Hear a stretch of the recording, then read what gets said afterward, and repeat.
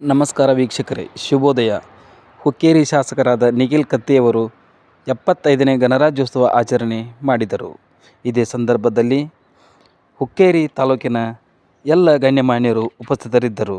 ಬೆಳಗಾವಿ ಜಿಲ್ಲೆಯ ಹುಕ್ಕೇರಿ ಭಾಗದ ಶಾಸಕರಾದ ನಿಖಿಲ್ ಕತ್ತಿಯವರು ಪಟ್ಟಣದ ಸರ್ಕಲ್ ಒಂದರಲ್ಲಿ SK ಹೈಸ್ಕೂಲ್ ಆವರಣದಲ್ಲಿ ಧ್ವಜಾರೋಹಣ ನೆರವೇರಿಸಿದರು.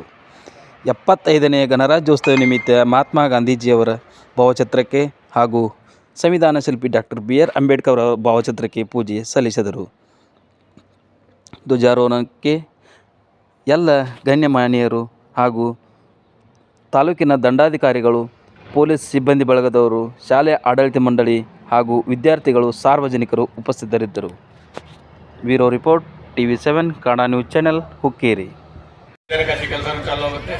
ಆ ನಿಟ್ಟಿನಲ್ಲಿ ನಾವು ನೀವು ಕೂಡಿ ಹುಕ್ಕೇರಿ ತಾಲೂಕಿನ ಬೆಳವಣಿಗೆಗಾಗಿ, ಹುಕ್ಕೇರಿ ತಾಲೂಕಿನ ಸಮೃದ್ಧಿಗಾಗಿ ನಾವು ನೀವೆಲ್ಲರೂ ಕೈ ಜೋಡಿಸಿ ಕೆಲಸ ಮಾಡ್ಕೋತ ಹೋಗೋಣ.